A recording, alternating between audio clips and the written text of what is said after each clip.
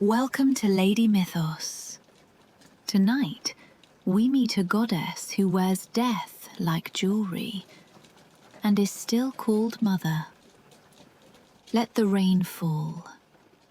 Let it fall against stone temples and old riverbanks. Let it fall on ash, on black earth, on the quiet places people don't speak about out loud. Because tonight, we are not stepping into a gentle story. We are stepping into the presence of a goddess who stands barefoot on the chest of her own husband, tongue out, eyes burning, wearing a necklace of severed heads. And yet, she is called Mother. If you have ever seen an image of Kali, you probably felt something immediate. Maybe discomfort, maybe curiosity, maybe resistance. Black skin darker than the night sky, hair wild and unbound, a sword in one hand, a bowl in another, skulls resting against her throat like jewelry, one foot pressing down on the still body of Shiva, the great ascetic god. It does not look comforting. It does not look holy in the way many people expect holiness to look. And when Western scholars first encountered her image, they recoiled. They were used to divine women who were soft, modest, silent, nurturing in a way that stayed pleasant.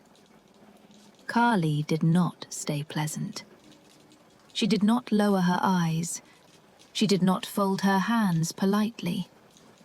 She stood there, fierce, unapologetic, almost confrontational, as if daring the world to misunderstand her.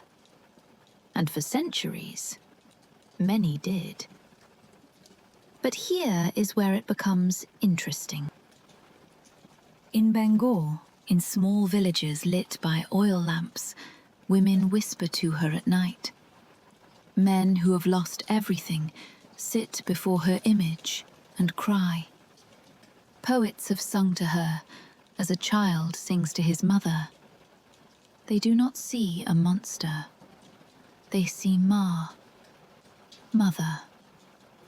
So how can the same goddess be both the terrifying devourer of demons and the one a grieving widow turns to when she has no one left? How can she be destruction itself and also protection? The answer is hidden in her name, Kali. From the Sanskrit root kala, time.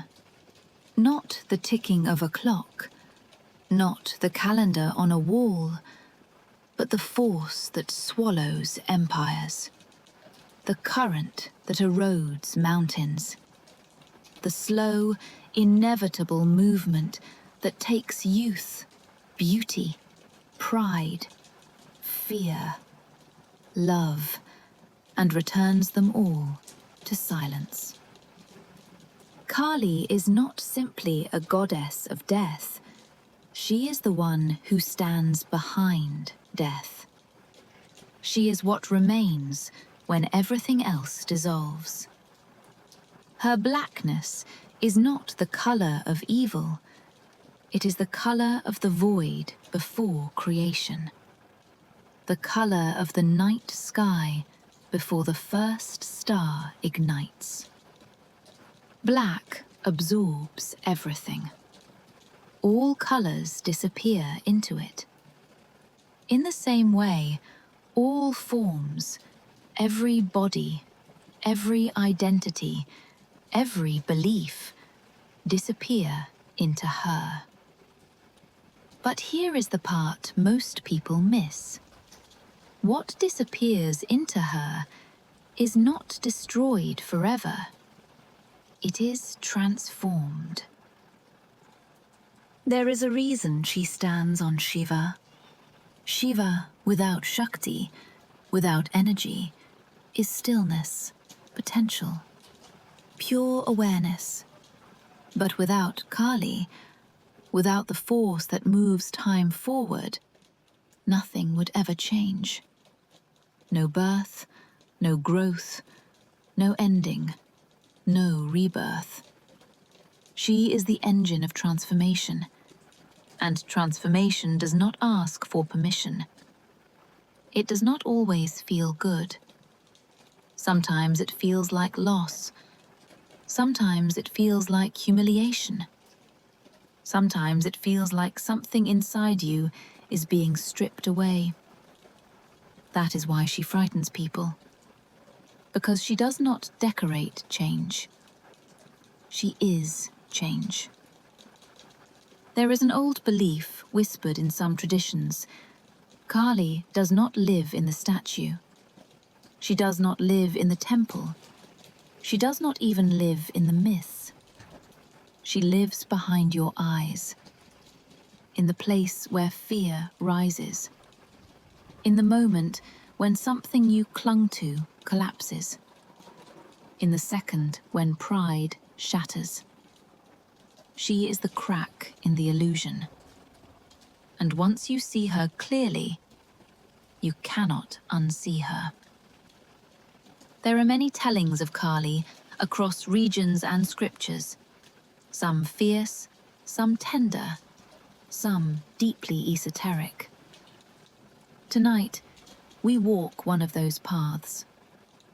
And that path begins in the shadow of a war that could not be won. Let the rain keep falling.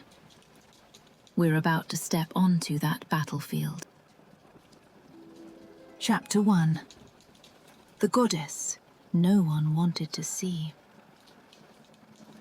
The rain falls softly against temple stone. Oil lamps flicker in alcoves carved centuries ago. The air smells of incense and wet earth. Somewhere in the distance, a bell rings once, low and hollow, then fades. And in the center of it all, lit by trembling flame, she stands. Black as midnight, hair unbound, neck heavy with skulls, tongue extended, one bare foot pressing down onto the still body of Shiva. If this is your first time seeing her, you might look away. Most people do, because nothing about Kali fits the shape of what we are taught divinity should look like. She is not soft. She is not smiling. She does not cradle a child in gentle silence. She does not lower her gaze. She does not soothe you first. She confronts you. The first Western scholars who encountered her image in India were unsettled. Some were openly disturbed. They had categories for gods, categories for goddesses, but none for this. They understood saints. They understood virgins. They understood a divine mother who remained pure, quiet, distant. But a naked goddess with wild hair standing on her husband's chest, holding a severed head and wearing a garland of skulls. This did not fit.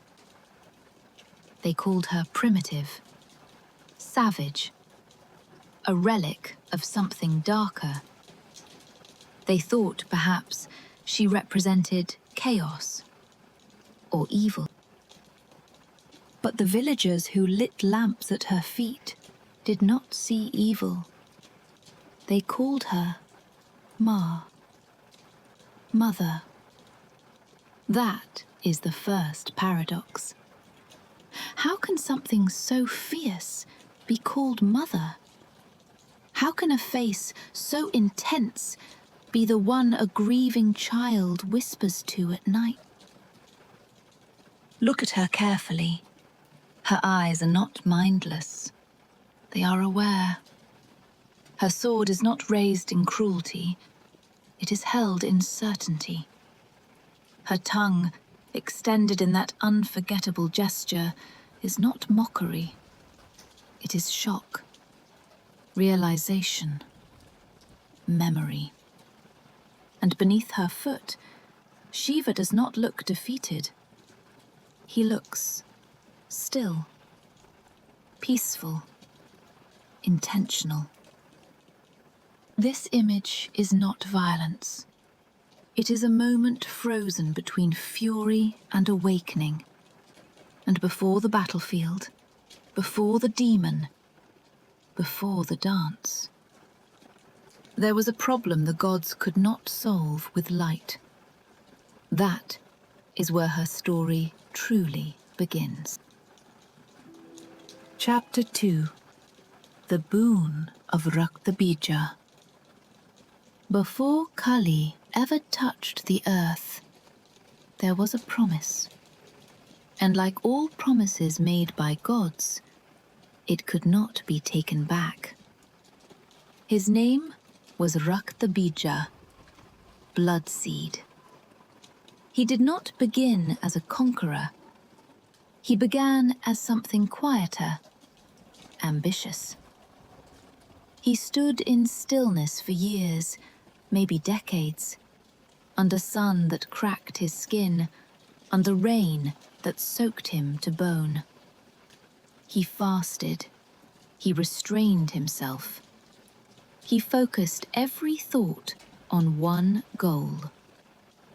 Power. Not loud power, not temporary victory, but something clever. Something that could not be undone once granted. Eventually, the creator god Brahma appeared before him, radiant, calm, bound by cosmic law. Ask, Brahma said. Raktabija did not ask for immortality. That would have been denied. He did not ask to be invincible. He asked for something worse. Let every drop of my blood that touches the earth become another me. It was almost poetic. Brahma paused. He understood consequences, but devotion must be answered. The boon was granted. And at first, nothing changed. Raktabija returned quietly to his world. He did not march immediately. He waited. And then one day, a warrior struck him. A clean wound, a single drop of blood fell to the ground. It hit the soil, and where it landed, another Raktabija stood. Same height, same strength, same hunger in the eyes. The warrior froze. Another blade swung in panic. More blood, more bodies. Within moments, the battlefield doubled, then tripled, then became something else entirely. The sky began to darken, not from clouds, but from repetition. The same red form. Again, and again, and again. Raktabija laughed, because he understood something the others did not. The harder you fight him, the stronger he becomes. Soon villages fell. Fields turned into red plains of multiplying silhouettes. The earth itself seemed infected. Each strike meant multiplication. Each wound meant expansion. The gods could not ignore it anymore. Indra hurled thunder. It cracked the sky open. It struck Raktabija full in the chest. A wound split wide, blood scattered like rain. And from each drop that touched earth, Another demon rose, identical. Vishnu sent the discus, precise, divine, unstoppable. It sliced clean through. The cut was perfect, and perfection created disaster. Hundreds emerged, then thousands. Every strategy strengthened him. Every attempt at resolution worsened the problem. There is something deeply unsettling about that kind of enemy, because it feels familiar. Some things in life behave exactly like Raktabija. Anger that multiplies when met with anger. Fear that grows when resisted without understanding. Addiction that strengthens the more violently you try to suppress it. Ego that splits into new versions of itself every time it is attacked. The gods began to understand the nature of the curse. This was not about brute strength. This was about containment. But containment requires patience. And the battlefield was already drowning. The sky turned crimson. The ground trembled beneath too many identical footsteps. The sound was unbearable. The echo of the same laughter multiplied into a wall of noise. The gods gathered in the heavens, their light dimmer now, weapons resting heavier in their hands. Even divine beings can feel doubt. Even gods can face inevitability. And then, she stepped forward. Durga, lion rider, 8-armed, radiant as the rising sun. If anyone could stand in that chaos and remain unshaken, it was her. She descended onto the battlefield with the weapons gifted to her by the gods themselves. Trident blazing, discus spinning, bow drawn, sword shining. Her lion roared, a sound that cut through the multiplied laughter like a blade through cloth. For a moment, hope returned. Durga moved with absolute precision, every strike controlled, every movement purposeful. Demons fell in rows, bodies split, forms shattered. But then, the blood. 1 drop, 10, 100. The ground shimmered again. From every falling bead of red, more emerged. The battlefield did not thin. It thickened. Her lion tore through dozens at once. Still they rose. She struck faster. The sky grew darker. She cut deeper.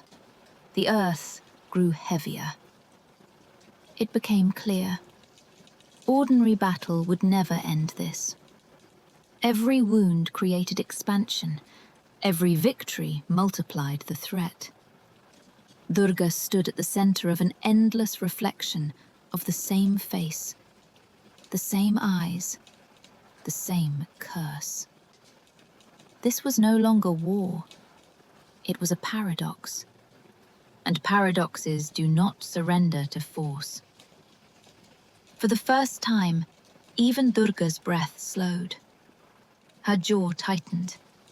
Her golden skin glowed brighter. But brightness was not enough. The gods watched. Silence spread across the heavens. This was the edge of something. The edge of strategy. The edge of power. The edge of light itself. And when even Durga's strength was not enough, something darker answered. Chapter 3. When Durga opened her third eye. The battlefield had stopped feeling like Earth. It felt like a fever. Crimson sky pressing low, the air thick. The ground trembling beneath too many identical footsteps. Durga stood in the center of it, radiant, golden, breathing steadily while endless copies of Raktabija closed in. Her weapons were flawless, her aim precise, her power unquestionable. And still, the curse multiplied.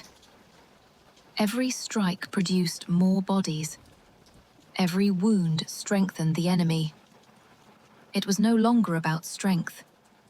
It was about the nature of the problem itself. Durga lowered her sword for just a moment. Not in defeat, in recognition. Her eyes closed. The battlefield noise dulled, not because it grew quieter, but because something deeper than sound was gathering. At the center of her forehead, the place of inner sight, heat began to build.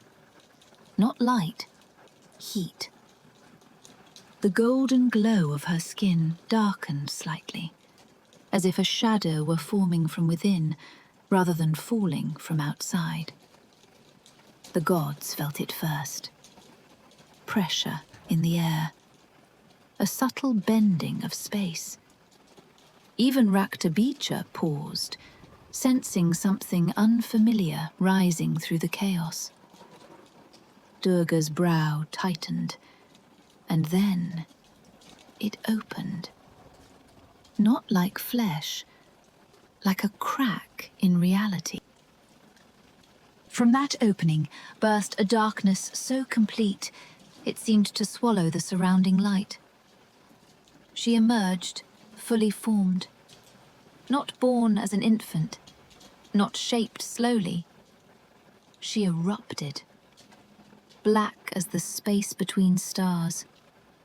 Hair unbound, flying outward as if gravity had no claim over it.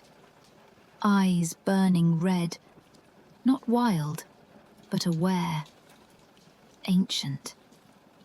Her skin did not reflect light, it absorbed it. Every golden ray from Durga seemed to disappear into her form, as if the void itself had stepped forward and taken shape. This was Kali.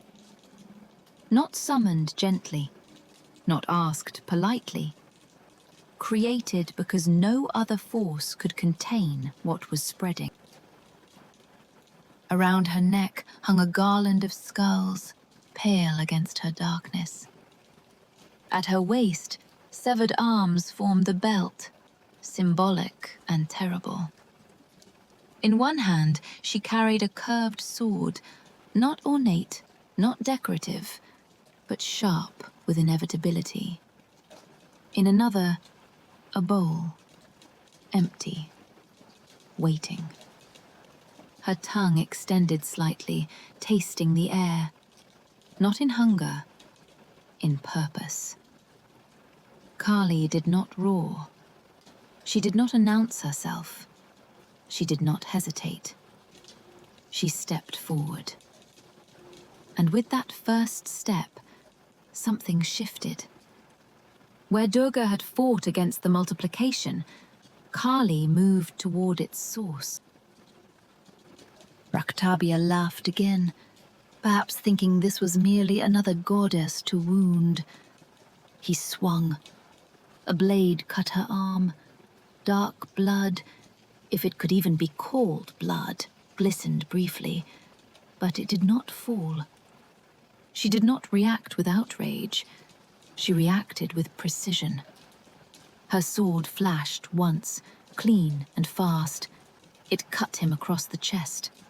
Blood erupted, but before it could touch the ground, her tongue extended further. Faster than gravity, faster than thought. She caught the drop mid-air, then another, then another. each bead of red swallowed before soil could receive it. Raktabija struck again. More wounds, more spray, more attempts to flood the earth with himself. Kali did not retreat. She leaned in, sword in one hand, bowl in the other, catching, drinking, containing. Her tongue stretched impossibly wide, sweeping the battlefield like a dark river flowing upward. The multiplication stopped. For the first time, no new forms rose. The gods stared in stunned silence. Durga watched, calm now, because this was the solution. Not striking harder, not striking faster, but refusing to let the curse feed itself. Kali did what others could not. She touched what they avoided. She did not recoil from blood, she consumed it. She did not fear contamination, she absorbed it. She did not fight chaos from a distance, she entered it. Each drop swallowed weakened the original. Each copy flickered slightly. The field began to thin. Raktabija's laughter faltered. For the first time, fear crossed his face. Because his strength had always depended on reaction, on being attacked, on being wounded. And now, every wound became his loss alone. Kali moved like night spreading across the sky, deliberate, inevitable. Her garland swayed with each step. Her hair lashed like shadowed flame. Her eyes never blinked. She was not angry. She was focused. This is the part people misunderstand. Kali is not chaos. She is containment. She is the force willing to handle what others will not. She faces what is messy, what is uncomfortable, what multiplies when ignored. She does not purify with light. She absorbs with darkness. Raktabija staggered. His movements slowed. His copies flickered and dissolved as their source weakened. The battlefield that had once felt infected now felt quieter. Each final strike of her sword was exact. No excess, no flourish, just inevitability. She lifted him once more, cut clean. And as the last surge of blood rose toward the air, she swallowed it entirely. Not one drop touched the earth. Not one. The crimson sky began to pale. The ground stopped trembling. The copies dissolved into nothing. Silence fell like cooling ash. Raktabija collapsed. The curse ended. The problem that could not be solved with force had been contained by something deeper. The gods exhaled. Durga stood radiant once more. And Kali, dark, powerful, victorious, stood in the center of the quiet field. But something had changed. Because she had not just defeated the demon, she had consumed him. And when the last drop was swallowed, something did not stop. Chapter 4. The Dance That Would Not End. The battlefield was quiet. Too quiet. Ash drifted slowly through the air where thousands had stood only moments before. The sky, once crimson, faded toward a bruised purple. The earth, sticky and scarred, began to cool. The gods exhaled in relief. Raktabija was gone. His copies dissolved. The curse ended. It should have been over. But Kali did not stop moving. At first, it was subtle. Her breathing remained heavy. Her eyes still burned red. Her tongue, still extended, tasted the air as if expecting more blood to fall. Her body had been built for one purpose: contain chaos. And that purpose had not yet released her. She stepped forward. Another demon, already dying, crossed her path. Her sword flashed. Then another. Then another. The remaining asuras scattered, but she pursued them with relentless precision. It was no longer strategy. It was momentum. Each step pounded into the earth with force that rippled outward. The ground trembled in slow pulses. Dust rose in waves around her ankles. The rhythm began. Her feet struck soil. Again. Again. Again. Not random. A beat. A cadence. A dance. At first, the gods did not panic. After all, there were still enemies to eliminate. But something shifted. Her movements grew wider. Her strikes no longer paused between targets. Her hair whipped violently around her shoulders, black strands slicing through the smoky air like dark lightning. Her garland of skulls swung heavily against her chest. Her eyes, once focused, began to blaze with something less contained. The line between enemy and environment blurred. A fleeing figure ran past, a sword cut, a tree split, a rock shattered. Her feet crushed the remnants of the battlefield without discrimination. The earth trembled more violently now. This was no longer containment. This was overflow. The energy she had absorbed, the blood, the rage, the density of countless demons, surged through her like fire with no outlet. The gods felt it before they fully understood it.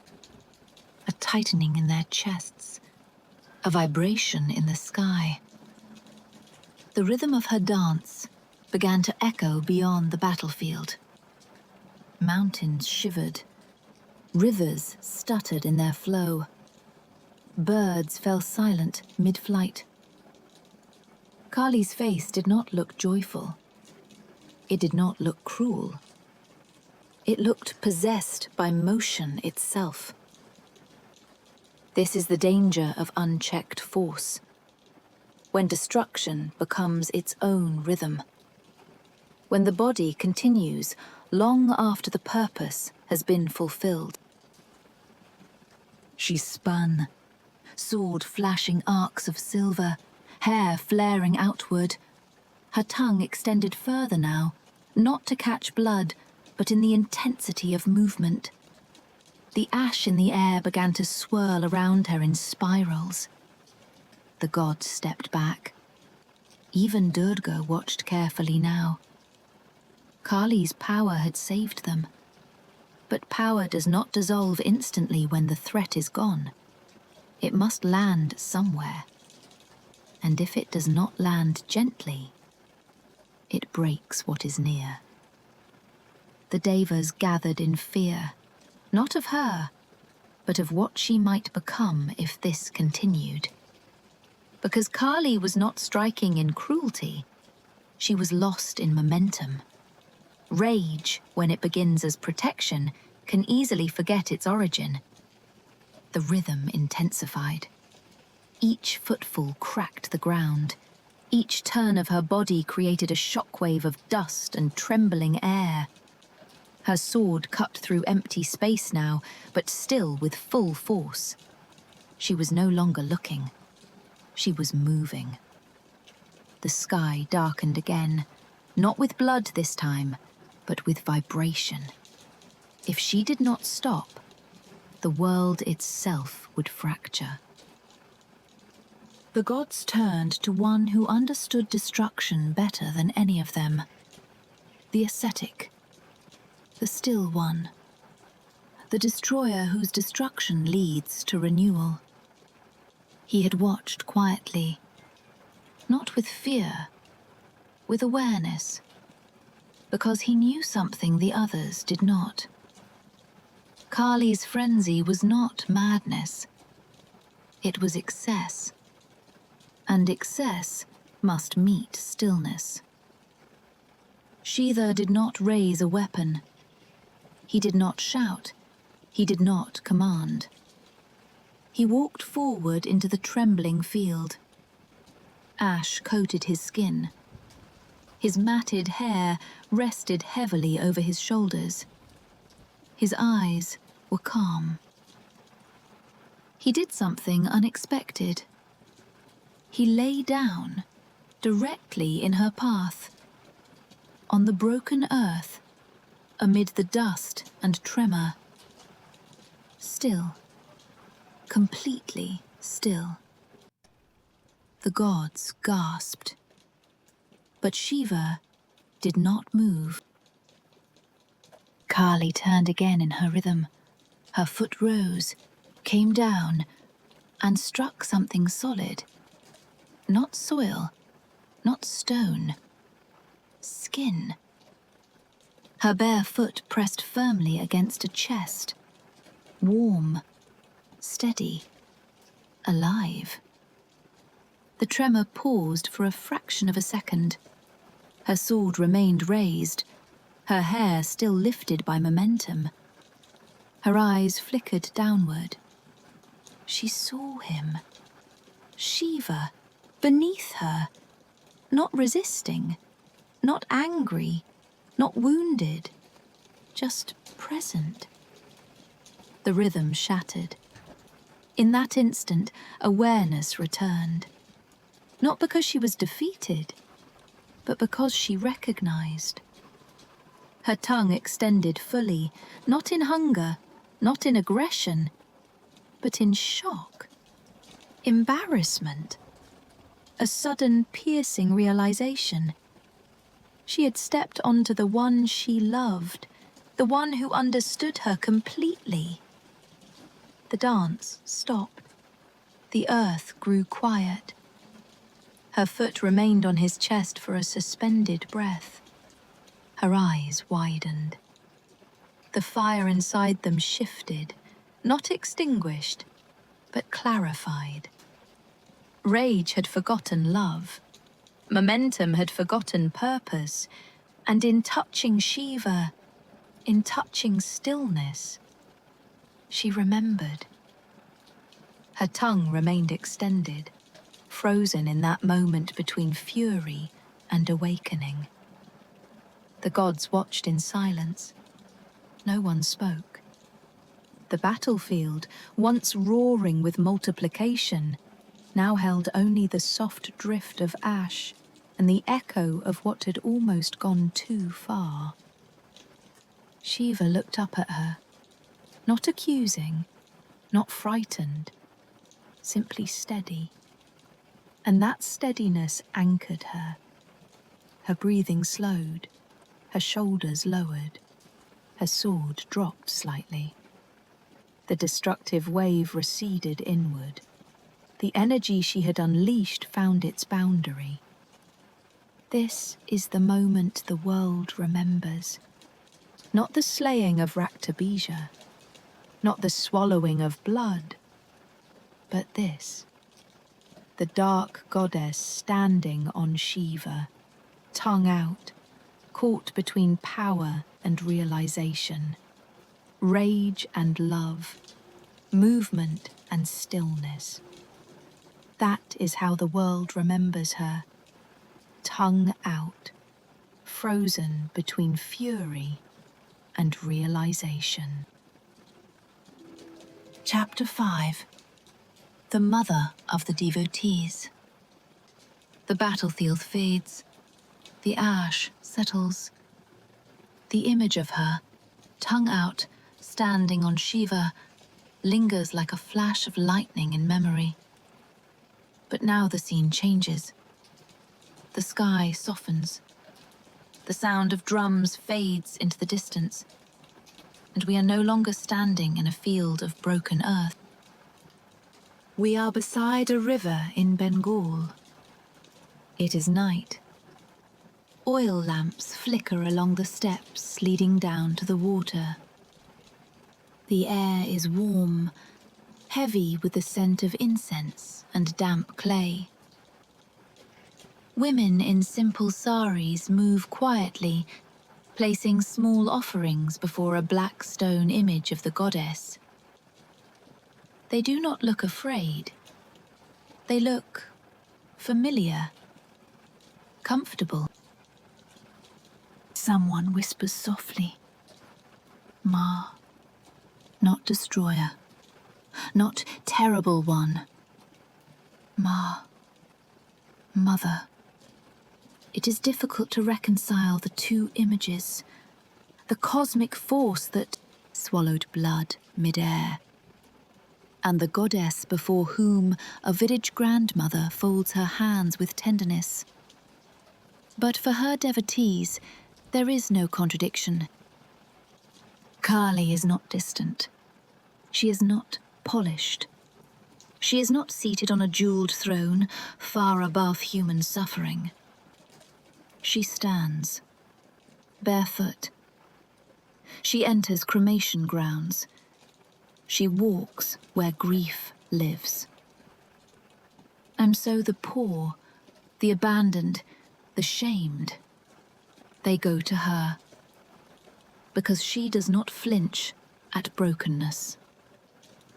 There is a reason she is often called Mahakali, Mother Kali.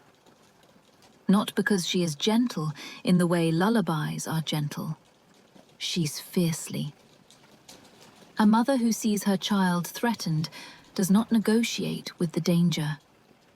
She eliminates it. Sometimes loudly. Sometimes without apology.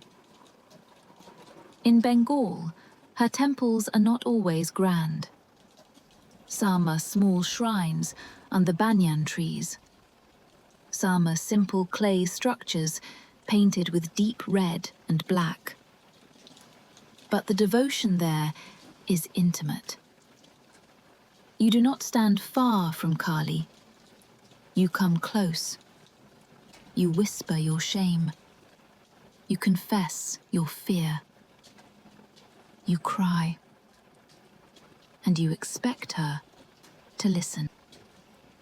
One of her most famous devotees was a poet named Ramprasad Sen, an accountant by trade, a mystic by longing.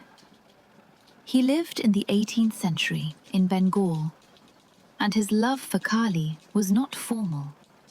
It was personal. He did not write about her like a distant goddess. He wrote to her like a child speaking to his mother. In one of his songs, he complains to her. He accuses her of ignoring him. He asks why she hides, why she tests him, why she makes life so difficult. And then, in the next breath, he calls her tenderly. He says, "Are you not my own mother?" There is something raw about that relationship. No politeness, no fear of offending. He saw her in dreams. He felt her presence while walking along the river. He sang to her while others watched in confusion. To Ramprasad, Kali was not a statue. She was alive. She laughed. She teased. She corrected. she guided. And sometimes she withdrew, just enough to make him long for her more deeply. His poems are not soft praise. They are arguments, tears, conversations. In one vision, he described her skin not as empty darkness, but as fullness. A darkness so complete it contained everything. He did not fear her sword. He trusted it, because to him, that sword cut only what needed to be cut. The ego, the pride, the illusions he clung to. In villages, widows who were cast aside by society turned to Kali, because she herself stands outside social rules, unmarried in her independence, wild-haired, uncontained. She does not belong to the polite order of things, so those who do not belong to her. The outcast finds a place at her feet. The grieving find someone who understands loss.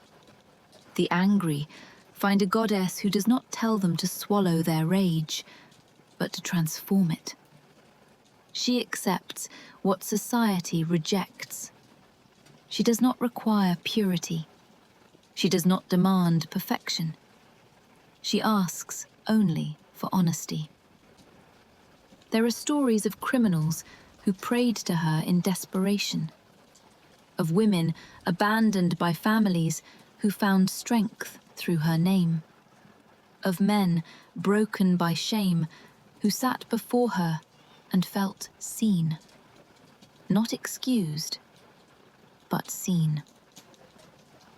Kali does not comfort by pretending pain does not exist.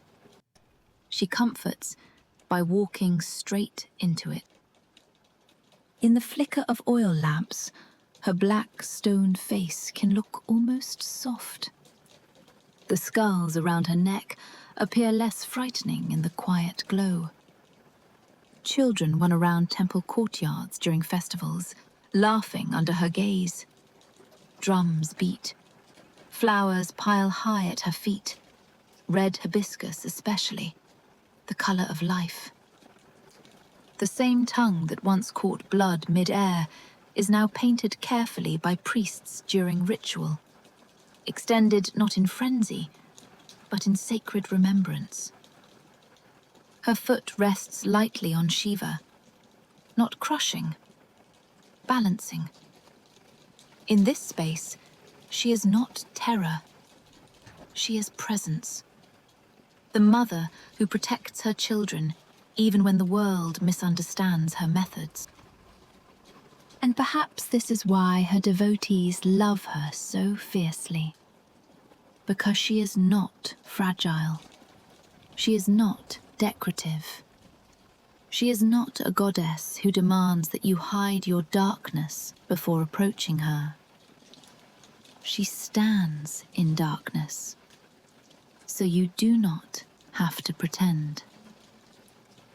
But what if Kali was never just a battlefield goddess? What if she is something much larger? Something that has been shaping your life this entire time? Because mothers are not always soft. Sometimes they are the storm that clears rot. Chapter 6. Mahakali, Devourer of Time. Let the river fade. Let the lamps go out. Let the temple walls dissolve. Now look up. Past clouds, past stars, past the quiet spinning of galaxies. There is a form of Kali that is not standing on a battlefield, not standing in a shrine, not standing anywhere at all. She is called Mahakali, Great Kali, beyond image, beyond gesture, beyond even the skulls and sword. If Kali on the battlefield is power in motion, Mahakali is the silence before motion begins. She is not merely the destroyer of demons. She is time itself. Not minutes, not hours. Time as a force that consumes everything that dares to take shape. Stars burn for millions of years and then collapse. Mountains rise and then erode grain by grain. Bodies grow and then weaken. Names are remembered and then forgotten. Mahakali does not rush. She does not need to. Time never runs. It simply continues. Imagine a star field stretching endlessly in all directions. Brilliant points of light scattered across velvet black. Now imagine that blackness is not emptiness. It is her. The stars are temporary sparks within her body. They flare, they shine, they die. She remains. In some traditions, Mahakali stands above Shiva himself, not as enemy, not as conqueror, but as the force that makes him move. Without Shakti, without energy, Shiva is pure awareness, still, silent, unmoving, potential without expression. Mahakali is that energy, the pulse that animates stillness, the reason anything manifests at all. Without her, nothing would begin. Without her, nothing would end. Creation is not separate from destruction in her presence. They are phases of the same breath. Inhale, forms arise. Exhale, forms dissolve. And Mahakali stands beyond both. There are cycles in Hindu cosmology, ages called yugas, golden ages, ages of decline, ages of confusion. We are said to live in Kali Yuga, not named for her personality, but for the era of darkness and spiritual forgetfulness. And yet, even in the age of confusion, she is present. Because even decline serves time. Even collapse prepares ground for renewal. Mahakali presides over the end of universes, not metaphorically, literally. When cosmic cycles end, everything dissolves. Elements return to subtler forms. Matter returns to energy. Energy returns to stillness. And stillness returns to her. She devours even the gods, not in cruelty, in inevitability. Even Brahma's creation ends. Even Vishnu's preservation dissolves. Even Shiva's destruction has its conclusion. Time consumes all roles, all identities, all divine functions. Nothing escapes it. This is not a threat. It is structure.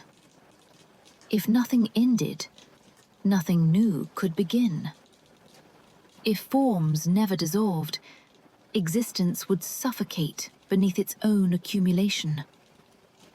Mahakali is the reset, the clearing, the silent sweep that ensures space remains for becoming.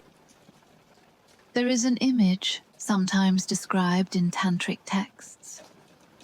Mahakali, standing in a field of stars, her skin darker than interstellar space, her eyes not red with rage, but vast with awareness.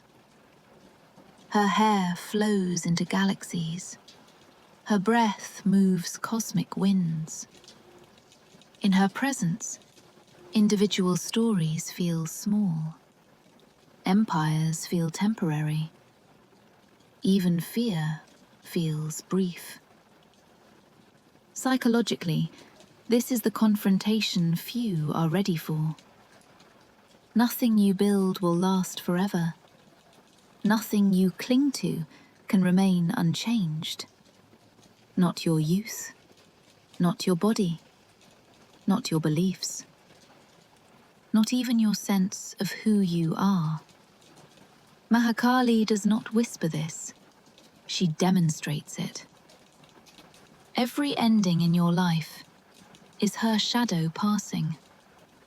Every transformation that feels like loss is her work unfolding. But she is not nihilism. She is not emptiness without meaning. She is fullness so complete that it does not need to preserve individual forms. From this cosmic vantage, her earlier frenzy looks different. Her dance on the battlefield was not random chaos. It was a fragment of a larger rhythm. The same rhythm that moves galaxies into birth and collapse. The same rhythm that carries civilizations into rise and fall. The same rhythm that carries you from childhood to old age. Within tantric tradition, Mahakali stands at the head of a group known as the 10 Mahavidyas, the 10 great wisdom goddesses. Each represents a facet of divine feminine power. Each embodies a different path of awakening, but Mahakali stands first because before wisdom can arise, time must strip away illusion. Before truth can stabilize, false identity must dissolve. The other Mahavidyas reveal knowledge. Mahakali clears the ground. She is the threshold, the night before revelation, the void before rebirth. To meditate on Mahakali is to sit with the fact that everything changes, everything ends, everything returns. And strangely, when fully accepted, this does not create despair. It creates freedom. If everything is temporary, then fear loosens. If even gods dissolve, then ego softens. If time devours all, then clinging becomes unnecessary. Mahakali does not comfort you with permanence. She comforts you with truth. And truth is vast. But there are stories not often told. Stories where Kali is not summoned, but chooses. Chapter 7. Dakshina Kali and the Left-Hand Path. Not all of Kali's stories are told in open temples. Some are whispered. Some are carried only between teacher and student. Some unfold where polite society does not look. At the edge of a forest, at twilight, where the air is still and the ground remembers what has been returned to it. There is a form of her called Dakshina Kali. If you saw her image quickly, you might not notice the difference. She is still dark, still crowned with skulls, still holding the curved blade and the bowl, still standing on Shiva. But look closer. Her right foot is forward, not pressing down in shock, resting, intentional. Her expression is fierce, but steadier. Less storm, more presence. This is the form approached by those who walk the left-hand path. Not left as in evil, left as in unconventional, direct, intimate, tantric. In certain traditions, spiritual seekers did not run from what frightened them. They walked toward it. They sat where others would not sit. They meditated in cremation grounds, not for spectacle, but for clarity. A cremation ground is not horror. It is truth. It is where bodies are returned to ash, where names lose their importance, where wealth and poverty look the same, where pride cannot survive. To sit there at twilight, with smoke rising and wind moving gently through silence, is to confront impermanence without distraction. Dakshina is the goddess of that confrontation. Not to harm, to strip illusion. She does not remove clothing. She removes pretense. She does not destroy flesh. She dissolves ego. In these traditions, practitioners would visualize her standing before them in the half-light, her black skin absorbing moonlight, her eyes steady, her sword gleaming. And they would ask her, not for wealth, not for protection from small discomforts, but for truth, real truth, the kind that shatters the story you tell yourself about who you are. This is where Kali becomes deeply personal, because ego does not disappear gently, it defends itself. It creates spiritual identities. I am wise. I am pure. I am advanced. Dakshina Kali cuts through that as easily as she once cut through Raktabija. But here is the difference. She does not multiply the ego. She contains it. She brings it to the surface. She makes you see it clearly. And then she asks, are you ready to let this go? In tantric symbolism, the skulls around her neck represent letters of the Sanskrit alphabet. Sound, speech, identity. Every word you use to define yourself, every label, every concept. She wears them as ornaments, because language itself is temporary. Names dissolve, titles fade, reputation disappears. What remains? That is what she reveals. The bowl in her hand, often misunderstood, is not for cruelty. It represents consciousness, the capacity to hold what arises without spilling it into the world blindly. Just as she caught Raktabija's blood before it touched the ground, she asks you to catch your own reactions before they multiply. Your anger, your fear, your pride. Instead of projecting them outward, creating more conflict, she teaches containment, witnessing, transformation. This is the hidden wisdom. Most people fight their shadow, attack it, deny it, pretend it does not exist. And like Raktabija, it multiplies. Dakshina Kali does not attack shadow from distance.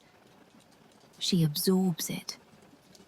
She teaches you to sit with it until it loses its power. This is why some tantric practitioners meditate at twilight, not in bright daylight, not in total darkness, but in the in-between, where shapes are unclear, where the mind cannot rely fully on sight, where imagination begins to whisper. It is in that in-between state that illusion weakens. Dakshina Kali stands there, waiting, not forcing, choosing. She is not summoned through fear, she is invited through courage.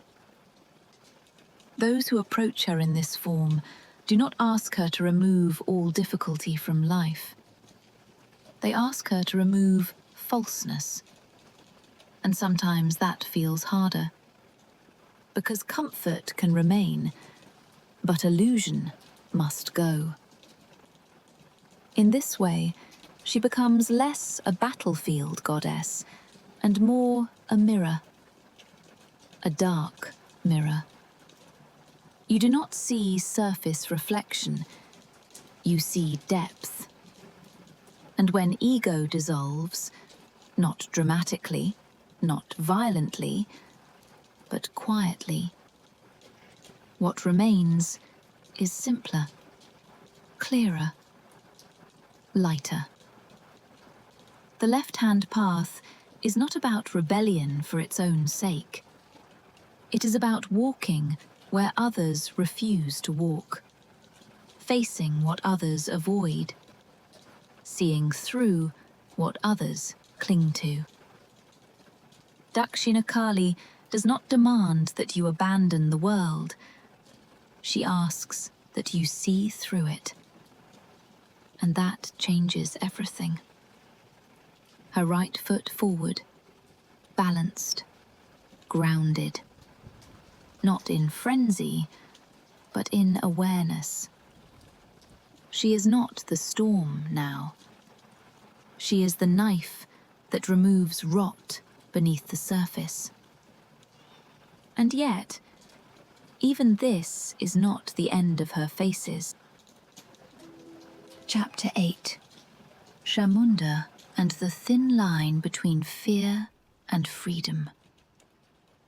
Before the world grew quiet, before temples filled with lamps and whispered prayers, before devotees called her mother, there was another moment of inevitability.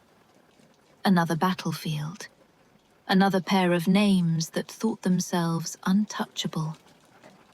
They were called Chanda and Munda, generals in the armies of darkness, not clever like Raktabija, not cursed with multiplication.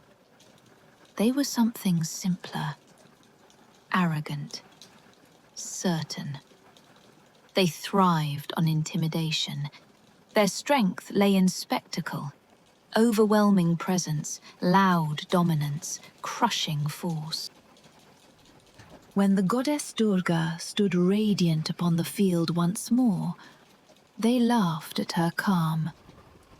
They mistook stillness for weakness. They mistook patience for fragility. They charged. But this time, the response was different. Durga did not multiply her weapons. She did not escalate outward. Instead, from her brow, from that same inner space that had once opened before, darkness gathered again. Not explosive, not frantic, measured. From her forehead emerged Kali once more, but leaner in presence, focused. Her eyes sharp, but not burning wildly. Her movements economical. This was not frenzy. This was precision. She moved through the ranks without hesitation. The air around her felt thinner, colder, not because she raged, because she had no excess. Chanda rushed first, his roar loud, dramatic, meant to intimidate. Her sword flashed once, clean, effortless. He fell without spectacle. Munda followed, louder, angrier, certain that brute force would compensate for loss. She did not rush him. She stepped forward steadily. Her blade cut through the space between them. One decisive movement. Silence. The battlefield paused. There was no multiplication, no spiraling frenzy, no tremor shaking the earth. Only inevitability. In some tellings, she lifted their heads and brought them to Durga, not as trophies, as completion. The task finished. Durga looked at her and gave her a name, Chamunda, she who has ended Chanda and Munda. It was not a title of rage. It was acknowledgement. Chamunda is Kali stripped of drama. No wild dance, no overwhelming storm. Just clarity. There is something important in this version of her. Fear does not always require explosion. Sometimes it dissolves under direct gaze. Chanda and Munda represented loud aggression, the kind that depends on reaction, the kind that feeds on panic. Chamunda did not panic. She did not inflate herself to match them. She reduced them to silence. Psychologically, this is the stage after frenzy, after ego has been cut, after illusion stripped. There comes a point where fear no longer needs to be fought loudly. It simply loses shape. Chamunda is that threshold, where the thing that once terrified you appears smaller, manageable, finite. Her face in this aspect is gaunt, sharp, unadorned by ornament, not because she lacks power, but because she has nothing left to prove. The dawn light begins to rise across the battlefield, pale gold spreading across cooling earth. Her black skin absorbs it softly. Her sword lowers, her breathing steady. No tremor beneath her feet. No ash spiraling upward. Just quiet. She stands, still. This is the final escalation. Not louder, not more violent, but more controlled. Kali is not chaos. She is inevitability. She appears when needed. She does what must be done when the task is complete. She does not linger in destruction. She becomes still. The drums that once echoed across the battlefield begin to fade. The sky clears. The ground settles. And in the space that remains, there is no fear. Only awareness. And when the drums fade, she does not disappear. Epilogue. She exists behind the eyes. Let the battlefield dissolve. Let the forest fade. Let the stars dim slowly back into night. Listen. The rain has returned. Soft now, steady against stone. You are no longer watching her from a distance. No more armies, no more demons, no more cosmic visions tearing across the sky. Just darkness and breath. Kali does not disappear when the story ends. She never did. She is not confined to ancient scripture, not limited to Bengal temples, not trapped in carvings of black stone. She is time, the quiet movement that carries you forward even when you try to stand still. She is transformation, the unseen force that removes what has finished its purpose in your life. She is the moment something breaks, not to punish you, but to make space. She is the part of you that knows when something must end. A relationship, a version of yourself, a belief that once felt safe, but no longer fits. She is not cruel. Cruelty enjoys harm. She does not. She is not gentle. Gentleness avoids disruption. She cannot. She is necessary. Without her, nothing would change. Without her, decay would accumulate. Without her, ego would grow unchecked. Without her, illusion would harden into prison. Every ending you have survived, she was there. Every identity you have shed, she was there.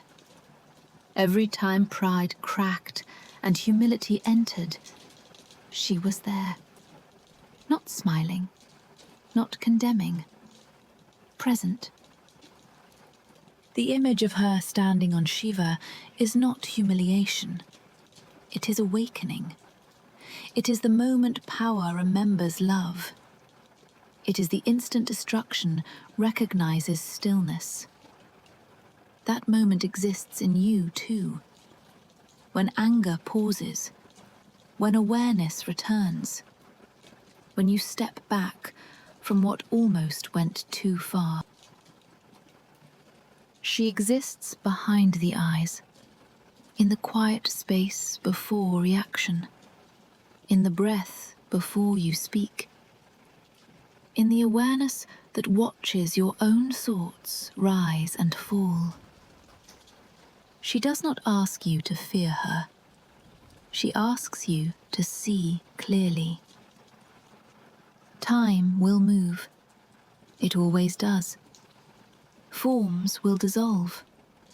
They always have. But what is real beneath illusion does not disappear. That is her secret. She destroys what is false, not what is true.